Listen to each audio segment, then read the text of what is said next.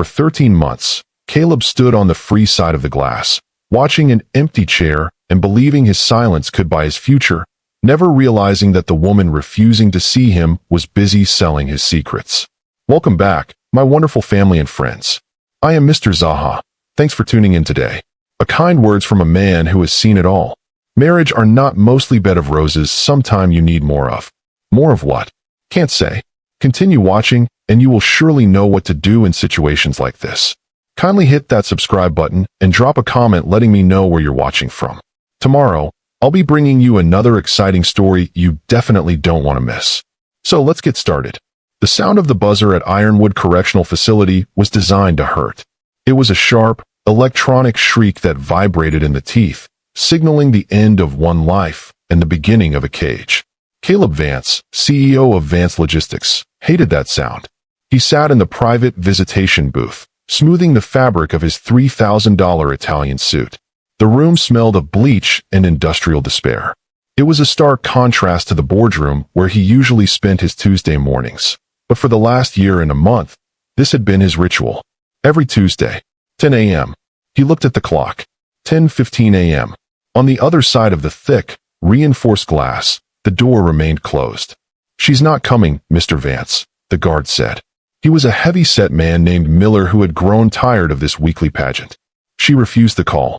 Again, Caleb clenched his jaw, the muscle feathering beneath his clean-shaven skin. He didn't look at Miller. He looked at the empty metal stool on the other side of the glass. "Ask her again," Caleb said, his voice calm but edged with the steel he used to close mergers. "Tell her I brought photos of the house. Tell her I hired the landscaper she likes." "Sir," she said, and I quote, "Tell him to go to hell," Miller sighed. Caleb closed his eyes.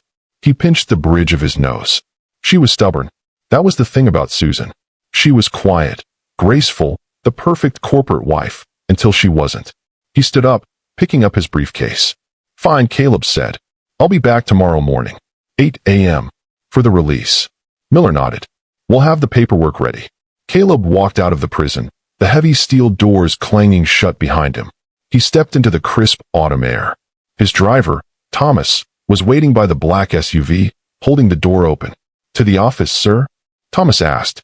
"No," Caleb said, looking back at the gray concrete fortress. "Home. I need to make sure everything is perfect for her return." As the car pulled away, Caleb leaned his head back against the leather seat. He closed his eyes, and the memory he had been suppressing for 13 months clawed its way to the surface. 13 months ago, the staircase in the Vance mansion was a masterpiece of marble and wrought iron, curving down like a ribbon. It was the night of the charity ball. Susan was wearing a blue silk gown. She looked ethereal. She also looked devastated. She had found the texts. Not just texts. Photos. Hotel receipts. A sonogram. Lydia. Lydia was Caleb's brand consultant. She was 24, ambitious, and pregnant. Caleb had come home to find Susan standing at the top of the stairs, holding his phone. Lydia was standing at the bottom, looking up, her hand protectively over her stomach. "You promised it was over," Susan had whispered. Her voice wasn't a scream, it was a fractured thing. "It is over," Caleb had lied, taking a step up the stairs. "Susan, give me the phone." "She's pregnant, Caleb. You're having a child with her." Lydia had started to walk up the stairs. "Susan, please. Don't cause a scene. We can work this out." It happened in a blur. Susan turned to leave. Lydia reached out to grab her arm. Susan pulled away, a reflex action. Lydia stumbled. Her heel caught on the edge of the marble step. She fell backward. It wasn't a movie fall. It was clumsy and loud. She tumbled down 6 steps, landing in a heap at the bottom. Silence. Then, a scream. "My baby. She pushed me. She pushed me." Caleb had frozen. He looked at Susan. Susan looked at him, her eyes wide with shock. "I didn't," Susan whispered. "I didn't touch her." But Caleb was already doing the math. The IPO for Vance Logistics was next month. If the press found out he had a pregnant mistress, the stock would wobble. But if the press found out his jealous wife pushed a pregnant woman down the stairs, well, that was a tragedy. A tragedy made him a victim. A tragedy he could control. When the police arrived, Caleb made a choice. "I saw it," Caleb told the officer, avoiding Susan's gaze. They were arguing. "Susan, she just shoved her. She was hysterical." Susan didn't scream. She didn't fight. She just stared at him. It was a look of such profound betrayal that it felt like she had carved his heart out with a spoon. Lydia lost the baby. The doctor said it was the trauma. Susan was charged with assault and reckless endangerment. Caleb hired the best lawyer, not to defend her, but to negotiate a plea deal. 13 months. Minimum security. It's for the best, Susan, he had told her in the holding cell. Take the deal. If we go to trial, they'll give you 5 years. I'll take care of you. I'll wait for you. Just be quiet. And she had been. She hadn't spoken a word in court. She hadn't spoken a word to the press. And for 13 months, she hadn't spoken a word to him. Present day. The SUV pulled through the gates of the mansion. Caleb opened his eyes. He shook off the memory. It was over. The debt was paid. Tomorrow, Susan would walk out. He would be there with flowers, a diamond bracelet, and a non-disclosure agreement that promised her $10 million to never speak of the incident again. He would bring her home. He would send her to a spa in Switzerland for a month. They would rebuild. She had nowhere else to go. Her family was gone. Her assets were frozen during the trial. She needed him. He walked into the house. Lydia, he called out. Lydia walked out of the living room. She was wearing one of Susan's old robes. She looked annoyed. Did you see her? Lydia asked, sipping a green juice. No, Caleb said, loosening his tie. She refused. Lydia scoffed. She's dramatic. Honestly, Caleb, are you sure we have to bring her back here? Can't you just set her up in a condo? She's my wife, Lydia, Caleb said sharply. And the optics matter. The reunited couple plays well for the shareholders. Besides, I owe her. You owe her. Lydia laughed. She killed our baby, Caleb. Caleb looked at Lydia. He looked at her flat stomach. There was a secret there, too. A secret he tried not to think about. The doctor's report from that night had been inconclusive. But Lydia had been so sure. Just pack your things, Lydia, Caleb said. You're staying at the penthouse for a few weeks. Until Susan settles in. Fine. Lydia rolled her eyes.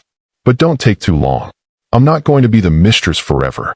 Ironwood Correctional Facility, Cell Block C. Susan Vance sat on the edge of her bunk. The cell was 6 by 8 feet. Cinder block walls. A stainless steel toilet. She wasn't crying. She wasn't pacing. She was reading. In her lap was a stack of papers. They weren't letters from Caleb. They were financial reports. Vance Logistics quarterly earnings. Cayman Island tax shelters. Shell company structures. Her cellmate, a woman named Big Red, who was in for hacking, leaned over from the top bunk. He came again? Red asked. Like clockwork, Susan said. Her voice was rusty from disuse, but strong. He thinks you're going to hop in his car tomorrow, doesn't he? Susan smiled. It was a terrifying smile. It lacked all warmth. He thinks I've been sitting here knitting, Susan said. He thinks time stopped for me the day I walked in here. She folded the papers and tucked them under her mattress. For 13 months, Susan hadn't just been serving time. She had been listening. She had listened to the wives of the other inmates, some of whom were secretaries at Vance Logistics. She had listened to Red, who could find a digital trail in a desert. She had listened to her own lawyer, a public defender named Sarah, who hated billionaires more than anything. Susan knew things. She knew that the miscarriage was a lie. Lydia had never been pregnant. It was a false positive she used to trap Caleb, and the fall down the stairs was a convenient way to cover up the truth before the 9 months were up.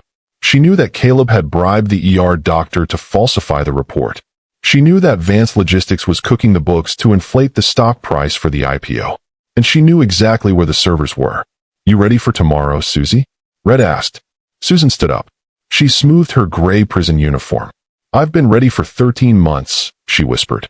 She looked at the small calendar scratched into the paint on the wall. The last day, Caleb thought he was picking up a wife. He didn't know he was picking up a demolition crew.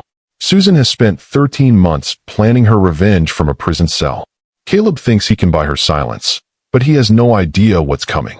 Do you think Susan should take the 10 million and run, or destroy him completely? Let me know your revenge plan in the comments. The morning of the release broke with a sky the color of slate. It was a cold, unsentimental light that filtered through the high windows of the processing center at Ironwood. Susan stood in the holding cell, stripping off the gray uniform she had worn for 395 days. She folded it neatly. It was a habit she had picked up inside. Precision was the only thing you could own. The guard on duty, A woman named Officer Holloway, who had occasionally slipped Susan extra tea bags, placed a plastic bin on the counter. "Personal effects," Holloway said. Susan reached in. There wasn't much. Her wedding ring, a 5-carat solitaire that now looked like a vulgar piece of glass. Her watch, and the clothes she had been arrested in. The blue silk gown from the charity ball. It smelled of stale perfume and the worst night of her life. "Your husband sent a bag," Holloway said, gesturing to a sleek Hermes garment bag hanging on the door hook. "Dropped it off this morning. Said you'd want something fresh." Susan looked at the bag. She knew exactly what was inside. Cashmere. Silk. Something in a soft pastel to make her look fragile, redeemable. A costume for the role he wanted her to play. The broken doll. "Keep it," Susan said. Holloway raised an eyebrow. "It's expensive stuff, Vance." "Burn it," Susan said. "Or donate it. I don't care. I'm not wearing his clothes." She reached into the bottom of her plastic bin. Under the gown, there was a pair of jeans and a white t-shirt she had worn during intake processing. They were wrinkled and stiff, but they were hers. She pulled them on. She put on her old sneakers. She slipped the wedding ring into her pocket, not on her finger. She signed the release paperwork. The pen felt light in her hand. "You're free to go," Holloway said, buzzing the heavy steel door. "Good luck out there, Susan. Don't come back." "I won't," Susan said. "But he might." Outside the prison gates, the parking lot was empty save for 2 vehicles. One was a stretch limousine, black and gleaming, idling near the curb. A driver in a cap stood by the open door. Leaning against the hood was Caleb. He looked impeccable. He wore a camel hair coat over a charcoal suit, a scarf artfully draped around his neck. He held a bouquet of white lilies, the flower of funerals and apologies. He checked his watch, tapping his foot impatiently. The second vehicle was parked further back, in the shadows of the guard tower. It was a nondescript dark sedan with tinted windows. The heavy gate buzzed and slowly rolled back. Susan stepped out. The wind hit her face first, raw and unfiltered. It tasted of diesel and pine. She took a deep breath, filling her lungs with air that wasn't recycled. Caleb straightened up. He saw her. His smile faltered for a fraction of a second when he saw her attire. The wrinkled jeans, the t-shirt, no coat in the 40-degree weather. He had expected the cashmere. He had expected the wife he created. But he recovered quickly. He walked toward her, arms open, the picture of the benevolent savior.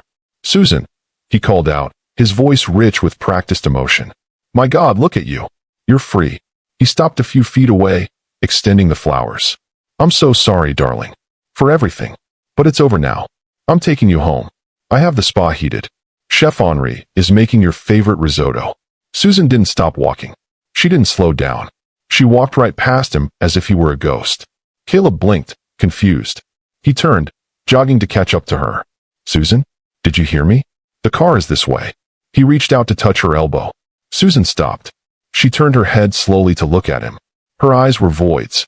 There was no anger, no sadness, just a terrifying absence of anything he recognized. "Don't touch me," she said. Her voice was a rasp and used to shouting, but it carried the weight of a gavel. Caleb recoiled as if burned. "Susan, be reasonable. You're in shock. You've been in there for a year. You need care. You need resources." He reached into his coat pocket and pulled out a thick envelope. "I have the settlement here," he lowered his voice. $10 million, Susan. Deposited into an account in your name today, plus the beach house in Malibu. All you have to do is sign the NDA and get in the car." Susan looked at the envelope. Then she looked at the limo. She saw the dark tint of the windows. She knew that once she got in that car, she would be in a new prison, one with softer walls, but a prison nonetheless. She looked past him to the dark sedan parked in the shadows. The door of the sedan opened. A woman stepped out. She was sharp-featured, wearing a trench coat and glasses. It was Sarah, the public defender who had represented Susan 13 months ago, the one Caleb had steamrolled with his high-priced legal team. But Sarah didn't look like an overworked public servant today. She looked like a shark. "Mr. Vance," Sarah said, walking up to them. She held a briefcase. "Who is this?" Caleb snapped. "Get away from my wife. This is a private family moment." "It's not a family moment," Susan said. "It's a business transaction." She looked at Sarah. "Give it to him." Sarah opened her briefcase and pulled out a thick stack of documents stapled with blue legal cardstock. She shoved them into Caleb's chest. He had to drop the lilies to catch them. "What is this?" Caleb demanded, staring at the paperwork. "That," Sarah said, "is a petition for dissolution of marriage. Filed this morning at 9 a.m. Caleb laughed, a harsh, incredulous bark. "Divorce? You're divorcing me? Susan, you have nothing. No money, no home, no reputation. You're a convict. You'll starve without me." Sarah pulled out a second document. This one was stamped with the seal of the Department of Justice. "And this," Sarah said, enjoying every syllable, "is a copy of the whistleblower complaint filed with the Securities and Exchange Commission and the District Attorney's Office." Caleb went still. The wind whipped the papers in his hand. "Whistleblower," he whispered. "We know about the cookbooks, Caleb," Susan said softly. "We know about the offshore accounts used to artificially inflate the stock price before the IPO. Red, my cellmate, she's very good with numbers. She found the servers you thought were encrypted." Caleb's face drained of color. You can't prove any of that. You were in prison." "I was listening," Susan said. "And I know about the doctor." This time, Caleb flinched physically. "Dr. Eris," Susan said. "The ER physician. You paid off his student loans the week after Lydia's miscarriage. $200,000 wire transferred from a shell company called Vance Holdings." She stepped closer to him. "She was never pregnant, Caleb, and I never pushed her. You framed me for a murder that never happened to cover up a lie you couldn't manage." Caleb opened his mouth, but no sound came out. He looked at the limo driver, who was staring at the ground. He looked at the prison walls. "If you speak about this," Caleb hissed, his eyes darting around, "I will bury you. I will ruin you. You signed a prenup. The prenup is void if one party commits a felony against the other," Sarah interjected smoothly. "Attempted extortion? Fraud? Perjury? Take your pick, Mr. Vance." Susan turned her back on him. She walked toward Sarah's sedan. "Susan!" Caleb screamed, panic finally cracking his voice. "Get in the car. I can fix this. We can make a deal. 20 million. 50. Susan opened the door of the sedan. She looked back one last time. "I don't want your money, Caleb," she said. "I want your life. I want you to feel exactly what I felt when that cell door slammed shut. I want you to be helpless." She got in. Sarah got in the driver's seat. The sedan pulled away, kicking up dust, leaving Caleb standing in the road holding a stack of lawsuits and a bouquet of trampled lilies. Susan just served him divorce papers and a federal investigation within 5 minutes of being released. That is how you handle a bully.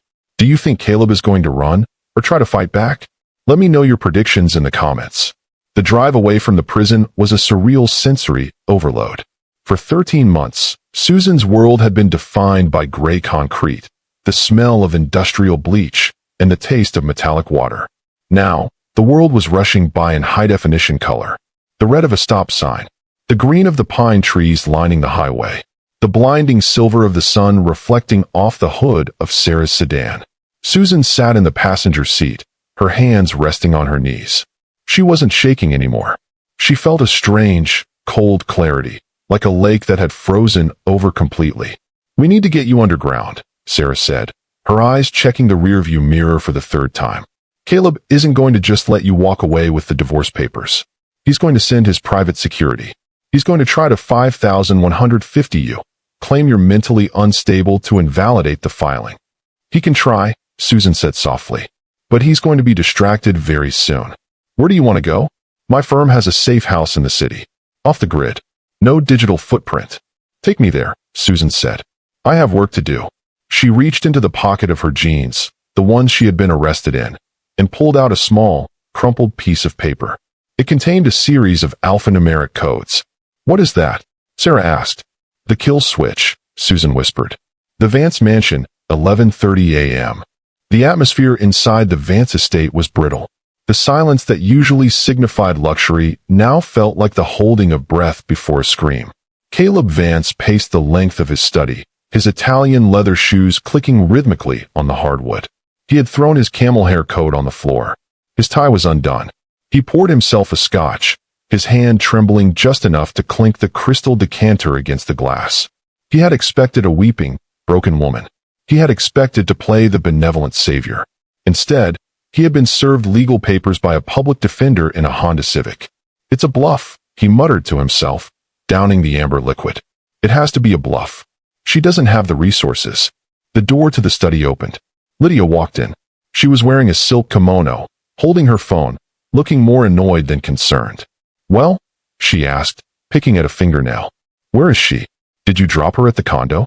I have a spa appointment at 2, Caleb, and I need to know if the driver is available." Caleb spun around, his eyes wild. "She didn't come, Lydia. She served me." Lydia froze. "Served you? Like sued you? Divorce papers? And a whistleblower complaint?" Lydia scoffed, a harsh, dismissive sound. "Whistleblower? Please. She's been in prison for a year. What does she know? She knows how to make toilet wine. She doesn't know about the business. She knows about Dr. Eris," Caleb said. The color drained from Lydia's face instantly.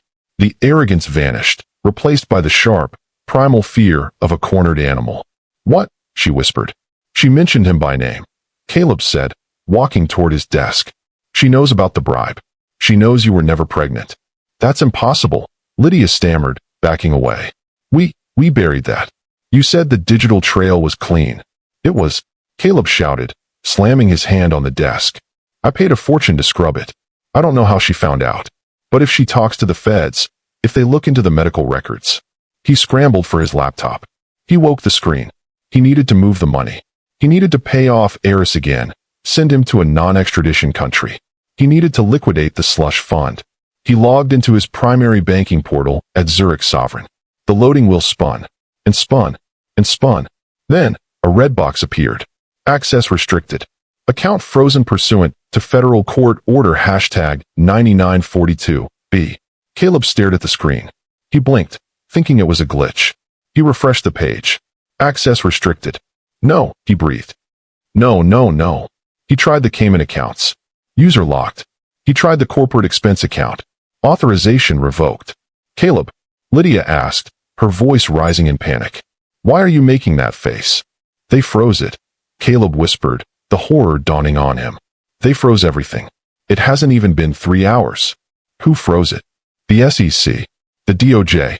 I don't know," Caleb screamed. "She gave them the keys. She must have given them the encryption keys." His phone on the desk lit up. It wasn't a call. It was a notification from Bloomberg Terminal. "Breaking.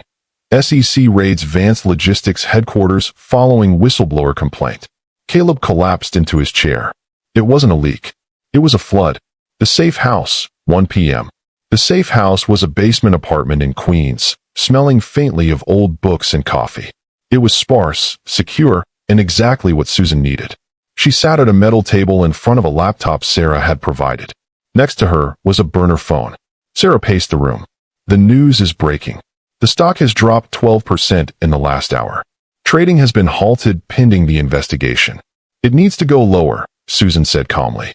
She was eating a bagel, her first real food in a year, but she ate it mechanically, fueling the engine. "Susan, we need to talk about the interview," Sarah said. "Marcus Holt is here. He's setting up in the other room. Are you sure you're ready for this? Once you go on camera, there is no going back. You become a public figure. You become a target." Susan wiped a crumb from her lip. She stood up and walked to the small bathroom mirror. She looked at her reflection. She saw the gray hairs that had sprouted from stress. She saw the lines around her mouth. She saw the woman Caleb had tried to erase. She reached up and pulled the elastic out of her hair, letting it fall loose around her shoulders. She didn't put on makeup. She didn't try to hide the exhaustion. "I'm not a target, Sarah," Susan said, turning back to her lawyer. "I'm the arrow." She walked into the living room. Marcus Holt, an independent investigative journalist known for taking down corrupt politicians, stood up. He looked at Susan with a mixture of curiosity and respect. "Mrs. Vance," he said, "thank you for doing this." "Let's get started," Susan said, sitting in the simple wooden chair in front of the camera. "And please, call me Susan. Mrs. Vance is dead." The red light on the camera blinked on. "We are live," Marcus said. Susan looked directly into the lens. She imagined Caleb sitting in his mansion, watching this on his 80-inch screen. She imagined Lydia watching on her phone. "My name is Susan," she began. Her voice was low, raspy, but steady as a heartbeat. "For the last 13 months, I was known as inmate 8940. I was silenced. I was erased. I was told that if I took the fall for a crime I didn't commit, my family would be saved." She paused. "But there was no crime. There was no fall. There was only a billionaire who needed to hide a lie to save his IPO, and a wife he treated like collateral damage. She reached down and picked up a piece of paper. This, she held it up to the camera, is a copy of the wire transfer my husband sent to Dr. Eris, the ER physician who treated his mistress, Lydia, on the night of the alleged incident. $200,000. Paid one day after she lost the baby. She dropped the paper. There was no baby, Susan said. Lydia was never pregnant. I have the medical records from her gynecologist, obtained legally through the discovery process my husband thought he had buried. She leaned forward. Caleb Vance isn't a titan of industry. He is a fraud. Vance Logistics is insolvent. The ships he claims to own are leased. The profits he reports are moved from shell companies in Panama. And for the last year, while I sat in a 6x8 cell, I memorized every single account number. She looked straight into the camera. You thought I was silent, Caleb. But I wasn't silent. I was taking notes. The Vance Mansion, 1:30 p.m. The crash of glass shattered the stillness of the living room. Caleb had thrown his scotch glass at the television. The whiskey dripped down the screen, distorting Susan's face as she continued to speak. Taking notes. Liar. Caleb screamed at the screen. You liar. I'll kill you. He was unraveling. His hair was wild, his shirt soaked with sweat. He grabbed his phone to call his PR team, but the line was dead. He checked the signal. Nothing. They cut the line, he whispered. The carrier. The bill was on the corporate account. He turned to Lydia. She was standing by the window, watching the driveway. Lydia, give me your phone, Caleb demanded. I need to call the fixer. We need to get ahead of this. Lydia didn't move. She didn't turn around. Lydia. She turned slowly. In her hands, she held a Louis Vuitton duffel bag. She was wearing her coat. You're done, Caleb, she said. Her voice was cold, devoid of the baby doll sweetness she used to affect. What? I watched the stock ticker, she said. It's at zero. They delisted you. You're toxic. And if she has the medical records? I'm looking at perjury charges. We're in this together. Caleb pleaded, walking toward her. I did this for you. I sent her to prison for you. You did it for yourself, Lydia snapped. You did it because you're weak. You wanted the wife and the mistress and the money. You wanted to be the king. She slung the bag over her shoulder. I called an Uber. It's waiting at the gate because the press is blocking the driveway. You can't leave me. Caleb grabbed her arm. I bought you everything. The car. The penthouse. The jewelry. Lydia looked down at his hand on her arm. She peeled his fingers off, one by one. The car is leased, she said. The penthouse is in the company name, which the feds just seized. And the jewelry. She reached into her pocket and pulled out the diamond tennis bracelet he had given her for her birthday. She dropped it on the floor. It's cubic zirconia, Caleb. I had it appraised last week. You're cheap. You were always cheap. She stepped over the fake diamonds and walked to the front door. Lydia. Caleb screamed, his voice breaking into a sob. The door slammed. Caleb stood alone in the massive foyer. The silence rushed back in, louder than before. He looked around. The grand staircase where the lie had begun. The chandelier. The marble floors. It was all still there, but it felt like a stage set after the actors had gone home. His phone buzzed. It was the only thing still working on Wi-Fi. An email notification. From the Board of Directors. Subject. Emergency motion. Immediate removal. Mr. Vance, effective immediately, the board has voted to remove you as CEO of Vance Logistics due to gross misconduct and pending criminal investigations. Security has been instructed to bar your entry to the building. Caleb laughed. It was a wet, jagged sound. He walked into his study. He opened the safe behind the painting. Empty. He had moved the cash to the offshore accounts last month, thinking it was safer there. The same accounts Susan had just handed to the FBI. He had nothing. No cash. No cards. No company. No wife. No mistress. He walked to the window. Outside, the gates were swarming. Not just press now. Police cars. Blue and red lights flashing against the twilight. They were coming for him. The safe house, 6 p.m. The interview was over. The camera was off. Susan sat in the chair, her energy suddenly drained. She felt heavy, like gravity had doubled. Sarah walked in, holding a tablet. It's everywhere, Sarah said softly. Twitter, CNN, the BBC, the Count of Monte Cristo in a pantsuit. They're calling you a hero, Susan. I'm not a hero, Susan said, staring at her hands. I'm just a survivor. The DOJ just issued a statement, Sarah continued. They've issued an arrest warrant for Caleb Vance on charges of securities fraud, perjury, and conspiracy. And they've opened an investigation into Lydia for filing a false police report. Susan nodded. She didn't smile. She didn't feel joy. She felt a grim, hollow satisfaction, like closing a heavy book. What happens now? Sarah asked. Susan stood up. She walked to the window of the basement apartment, looking up at the feet of pedestrians walking by on the sidewalk above. Free people.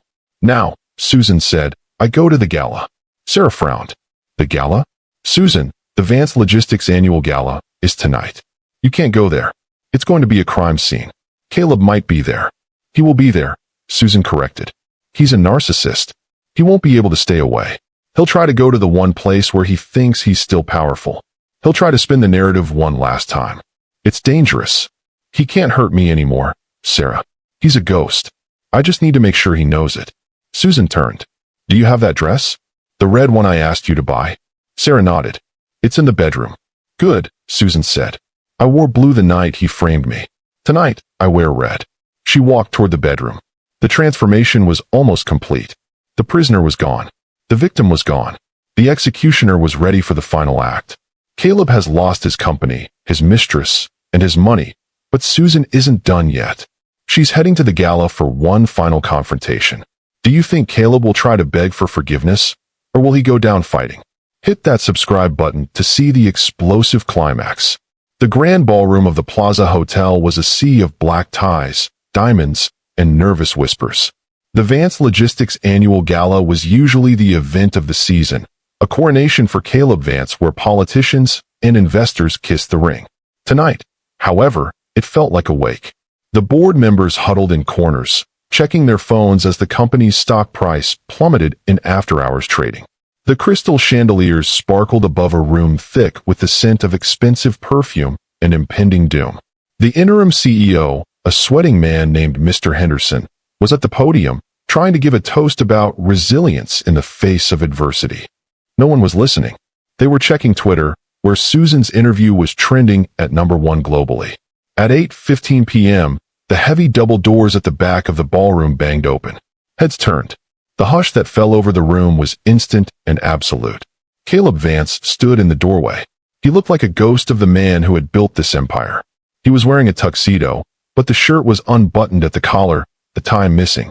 His hair was disheveled, damp with sweat. His eyes were wild, darting around the room, manic and bloodshot. He had bypassed the security cordon, likely through a service entrance he knew from the blueprints, and now he stood there, swaying slightly. Why is the music so quiet? Caleb shouted, his voice echoing off the vaulted ceiling. He walked into the room.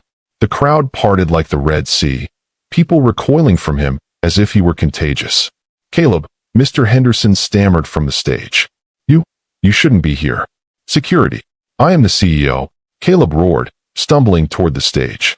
He grabbed a glass of champagne from a passing waiter's tray and downed it in one gulp, throwing the glass to the floor. Smash. You think you can vote me out? Caleb yelled at the board members sitting at the front table. I built this. I am Vance Logistics. Without me, you are nothing. You're just cargo. He climbed onto the stage, shoving Henderson aside. He gripped the microphone stand, his breathing heavy and ragged into the speakers. And my wife, Caleb sneered into the mic, looking out at the blinding spotlights. My ungrateful, lying wife. She thinks she can destroy me? She thinks she can sit in a basement and tell stories? I made her. I gave her a life of luxury. And this is how she repays me. He was unraveling, a narcissist collapsing under the weight of his own delusion. It was grotesque. It was pitiful.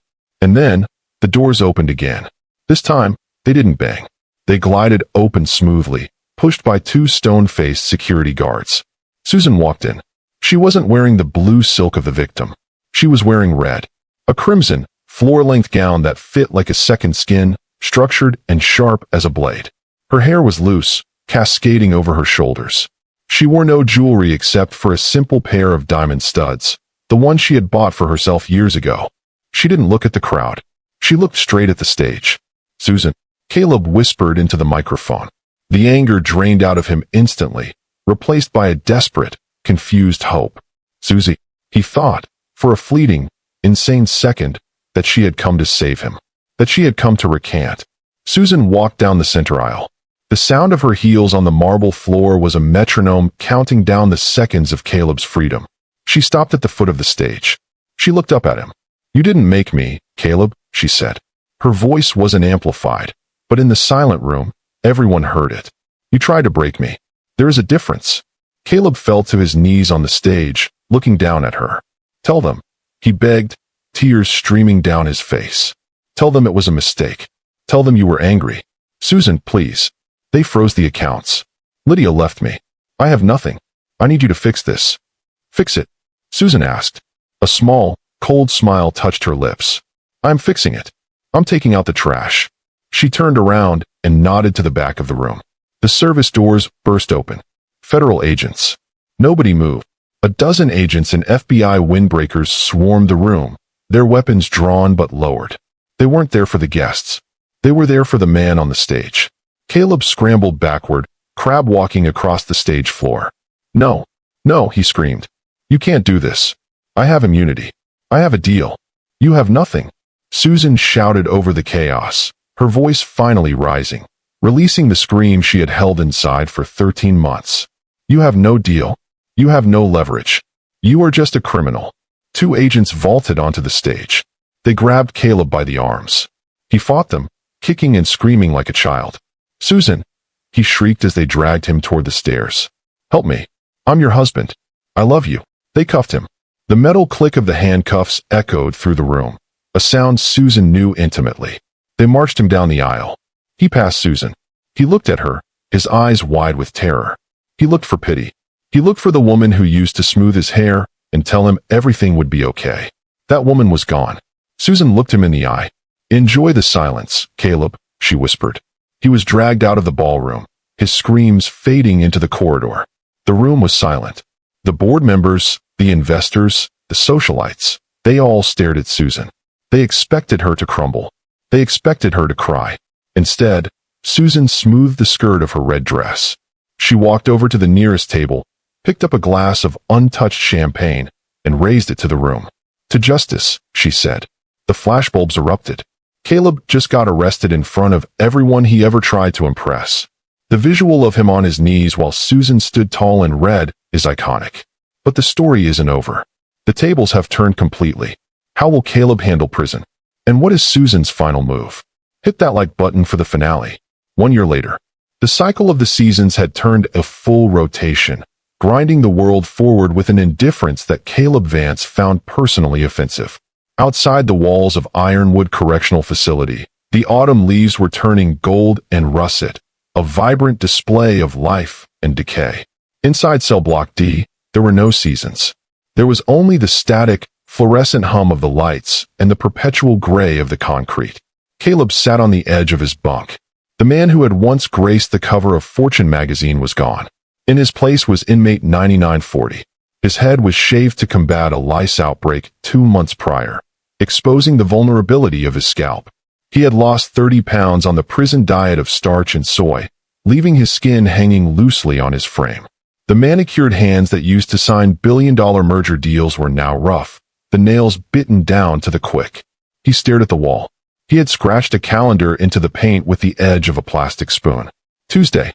It was the most important day of the week. "Vance," a voice boomed from the walkway. Caleb scrambled to his feet, smoothing the wrinkles of his orange jumpsuit. He rushed to the bars, gripping the cold steel. "Miller," Caleb asked, his voice rasping with a desperate, frantic hope. "Is it time? Is there a slip?" Officer Miller stopped in front of the cell. He was the same guard who had worked the visitation desk during Susan's incarceration. He remembered Caleb in the $3,000 suits. He remembered the arrogance, the way Caleb used to look through him as if he were furniture. Now, Miller looked at Caleb with a mixture of pity and exhaustion. "It's 10 a.m., Vance," Miller said. "I know." Caleb nodded eagerly. "Tuesday, 10 a.m. That's our time. She knows that. It's the schedule." "There's no slip, Caleb," Miller said gently. "No one signed in. No one called." Caleb's face fell. It wasn't just disappointment. It was a physical collapse of his features. "Are you sure? Maybe she's late. Traffic is bad on the I-95. Or maybe Maybe the paperwork got lost. Can you check the front desk? I checked, Miller said. There's nothing. She has to come, Caleb whispered, his eyes darting back and forth. It's the anniversary. Today is the day she got out. She knows I'm sorry. I wrote her letters. Miller, you saw the letters. I poured my soul into them. Miller reached into his pocket. He pulled out a bundle of envelopes tied with a rubber band. Mail call, Miller said. He passed the bundle through the bars. Caleb grabbed them as if they were oxygen. He looked at the top envelope. It was dirty, bent at the corners. And there, stamped across the front in red ink, were 3 words that hit him harder than a physical blow. Return to sender. Refused. He flipped to the next one. Refused. The next. Refused. Susan hadn't even opened them. She hadn't read his apologies, his justifications, his begging. She hadn't touched the paper he had touched. Caleb sank to the floor, clutching the rejected letters to his chest. She's punishing me, he muttered to himself, a manic gleam returning to his eyes. That's it. It's a game. She wants me to wait. She waited 13 months. So I have to wait 13 months. Then she'll come. She has to come. I'm her husband. Miller shook his head and walked away, his keys jangling, the sound of freedom fading down the corridor. Caleb sat alone in the silence, rocking back and forth, trapped not just in a cell, but in the delusion that he still mattered to the woman he had destroyed. 40 miles away, the iron gates of the Vance mansion stood open. The property had been stripped. The landscaping crews had stopped coming months ago, and the pristine English gardens were overgrown with wildflowers. It looked wilder, less manicured, more real. Susan stood in the grand foyer. The house was empty. The auction house had cleared it out last week. The Persian rugs, the mid-century modern furniture, the crystal chandeliers, all gone.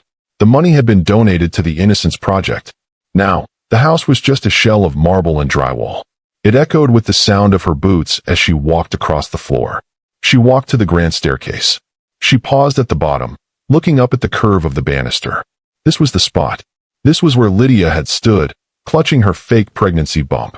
This was where Caleb had made the decision to sacrifice his wife for his ego. For a long time, Susan couldn't look at these stairs without feeling nausea. She couldn't look at them without hearing the phantom sound of Lydia's scream and the police sirens. But today, looking at the bare steps, she felt nothing. No anger, no fear, no grief. Just the clinical observation of architecture. It was just a staircase. It held no ghosts, only the ones she brought with her. And she wasn't bringing any today. Susan. Sarah's voice echoed from the open front door. Susan turned. Sarah stood there, holding a tablet and a bottle of champagne. The closing agents are here, Sarah said, walking in. And the buyers. They're doing a final walkthrough of the grounds. Do they know? Susan asked. About the history? Yes. They don't care. In fact, they think it's poetic. It is, Susan agreed. She walked over to the window. A van was pulling up the driveway. On the side, painted in bright, hopeful colors, was a logo, the Phoenix House.